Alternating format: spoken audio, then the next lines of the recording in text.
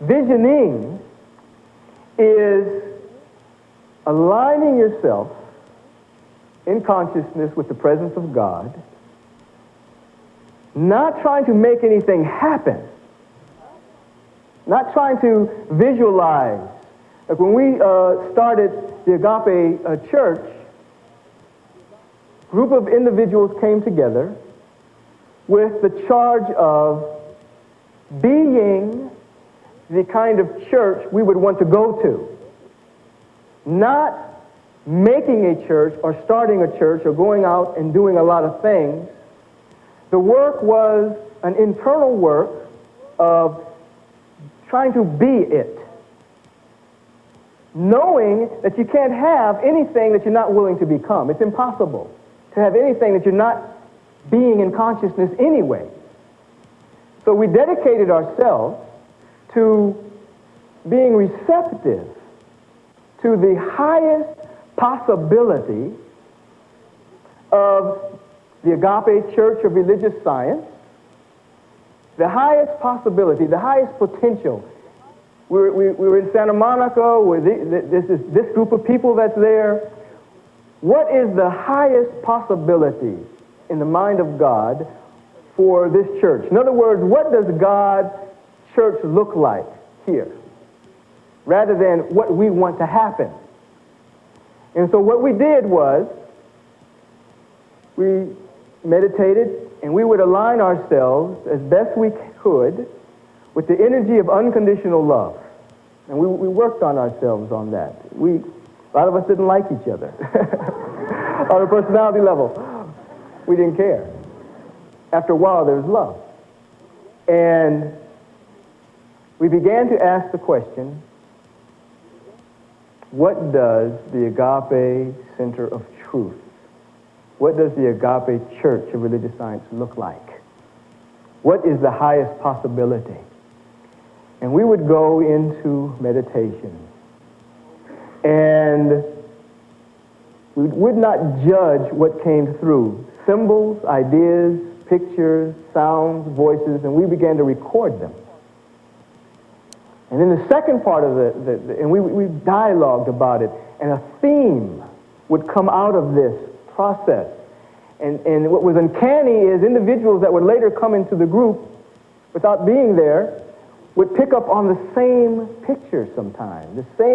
Sometimes we would get things that didn't make any sense. But then someone else would come in and have the missing piece to that. And it would fit.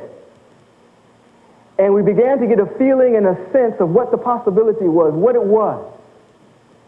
And then the second half was always the question, what is it that we must become or do in order to reveal this? And that second question was the working question. Because each of us would get something different. We would see the vision, we would get a sense of what the possibility of the church was. And then the second half, we would get an idea of what our individual work had to be. If the church looked like it was a dynamic, loving, giving church, but when we asked, what is it that we had to become? We had to become more receptive, or more loving, or more accepting, then that was the work. The work was never praying for the church to be successful. The work was always working on being that quality that came through for us. So a dynamic began to build within this group, and we began to be able to carry the vision of the church before any manifestation ever took place.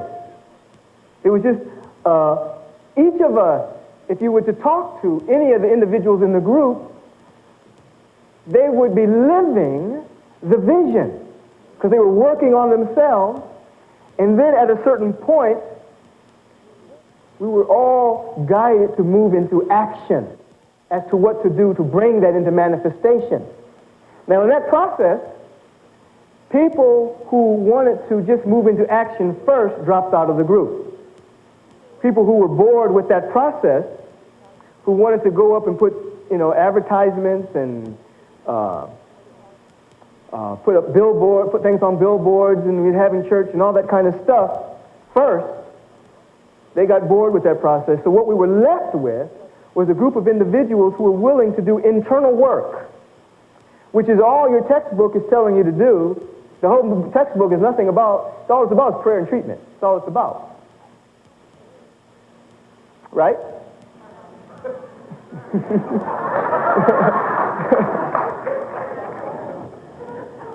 And with that kind of dynamic, then we were moved into activity based on the awareness and the embodiment of what we had been working on.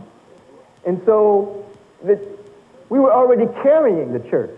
The church was not the building that we later got, or the service that took place on Sunday, but it was a quality of consciousness that each of the individuals were carrying. So when we were moved to actually go public, and we didn't go public for a number of months, we just met together, just building an awareness. At our first service, there were 400 people there that walked into an energy of like this full-blown church, even though we hadn't been doing that. But it was all in consciousness. And of course, a lot of those individuals were, well-wishers and friends that belonged to other churches. They weren't there to stay, they were there to support. But we were left with 50 or 60 people that built consciousness. So in the church, every aspect of our church, from the ushers to the bookstore to the board of trustees, everything has a vision group that doesn't do action at all. It just visions and catches a consciousness. And then as the action groups are formed, they get their instructions from the vision group. They get what they're to manifest or to do from the vision group. So it's like a spiritual mind treatment in form. Are you following what I'm saying there? This level, you get what you want, but you may limit the presence of God. When you throw yourself open, not skipping the work, and this is in your own personal lives, then you really become a place for greatness, of creativity, of art, of love, of loveliness, of beauty. And you're not making it happen. You are trying to open yourself up to receive the blessing that is always too big for you to receive. The infinite is always trying to pour itself through you.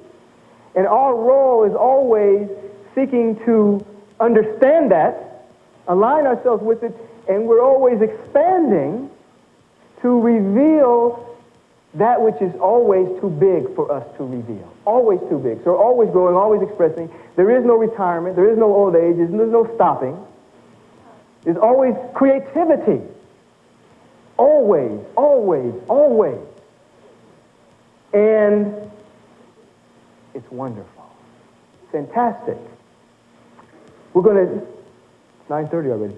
We're going to do some vision process here, just to get a sense of it. Any questions or comments, statements? You're wonderful. Thank you. Thank you. So let's become still for a moment together. And what we'll do is, let's vision for our individual churches and for ourselves. We'll go through both process. So let's just stop for a moment and turn within.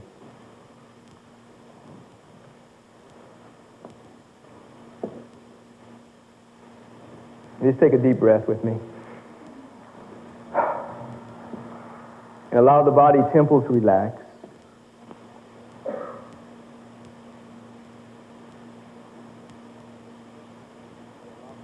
And with every breath we're taking, we're allowing the body to become more and more relaxed, more and more at ease. And our attention now is being pulled from the world of effects, of happenings, of circumstances, of things that we want, things that we don't want. Turning within.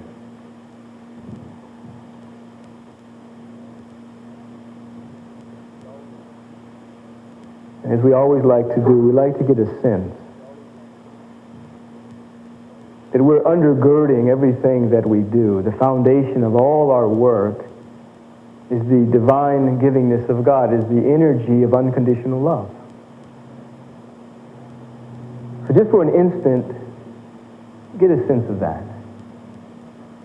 Perhaps you can remember a time, as you have during this week, where you experienced love without strings.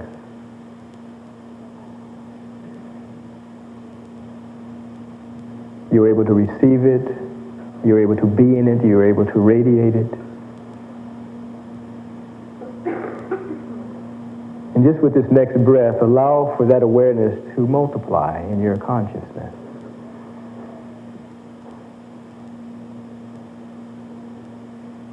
So that it's expanding, your awareness of unconditional love is expanding. You're floating in it. The divine givingness of God.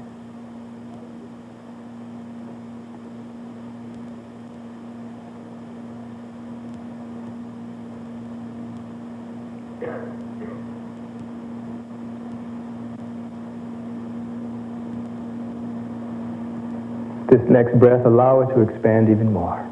You're comfortable in it.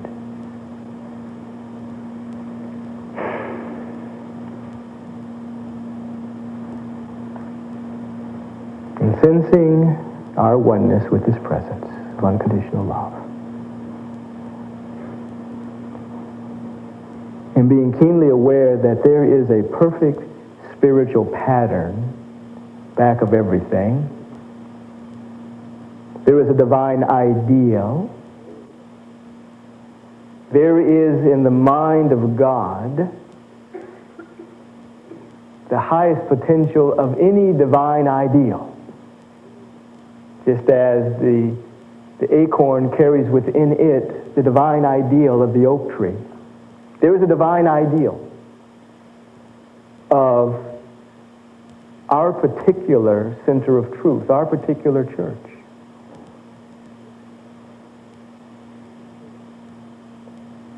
So in this instant,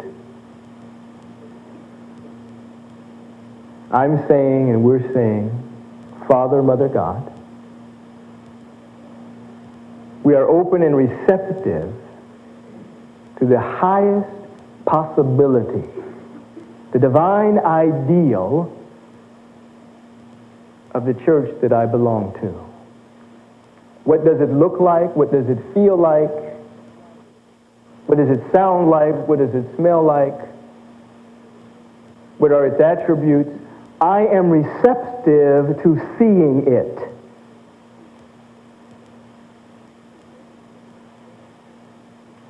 As we throw ourselves open, we eliminate the tendency to judge anything that we see or feel or sense. It may be a picture, it may be a thought, a symbol that we may not quite understand, but in this instant we're open and receptive to the divine ideal of our particular center, church center. What does it look like? And we're receptive now.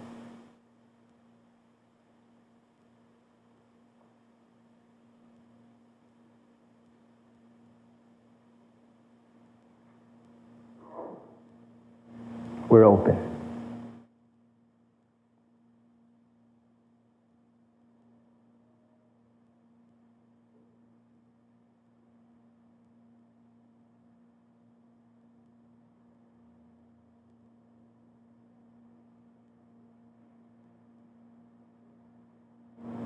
We're hearing with divine ears, seeing with divine insight, without judgment. What does the highest possibility of your church look like right now?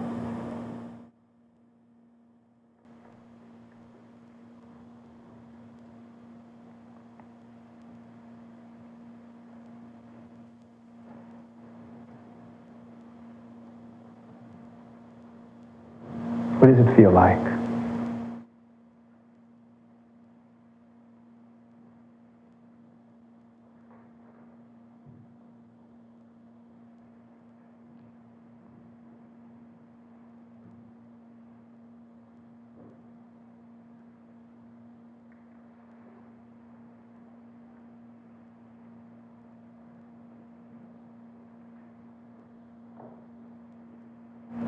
What does it sound like?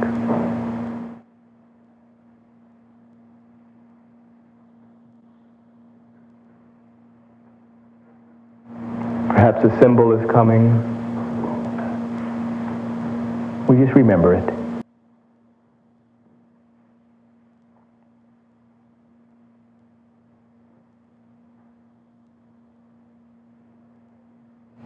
And getting a sense of the vision, God's vision of our church. Let us ask ourselves this question quite sincerely. What is it that I must become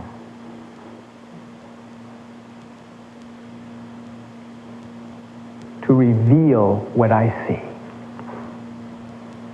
to carry what I see? What is it that I must do? What is it that I must work on to be a harbinger of this vision, to be a carrier of it, to live it? And we ask ourselves this question, and we allow the answer to come from the depths of our being, without judgment,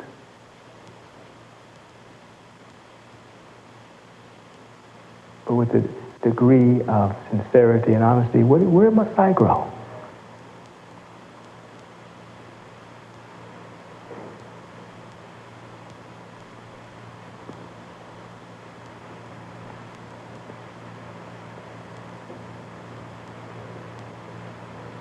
How do I fit in this vision? What is my purpose in it?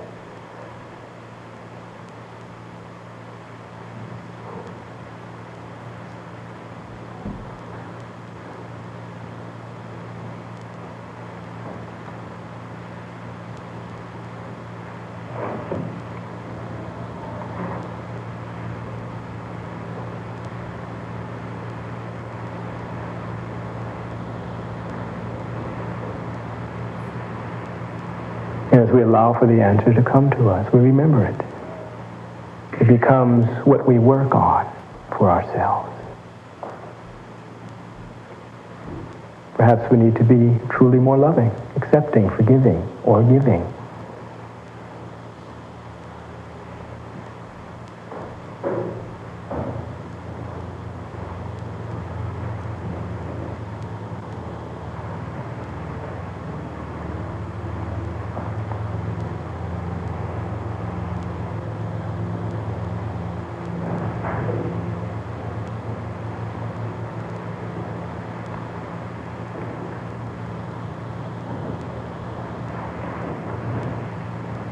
Now, with that sense of what the vision is, or a piece of it, and our particular piece of where must I grow, what must I do,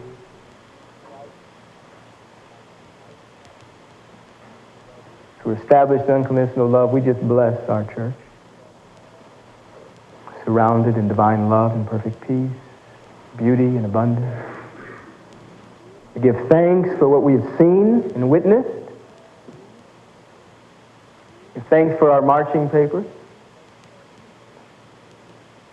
And we let it be, slowly opening our eyes.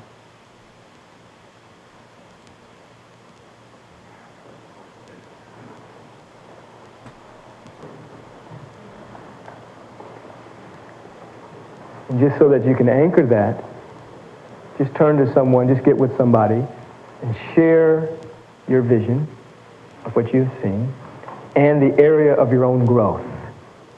Just share that with anyone that you're sitting next to. Just pair up right quick. Even if you want to turn your chairs, that's fine.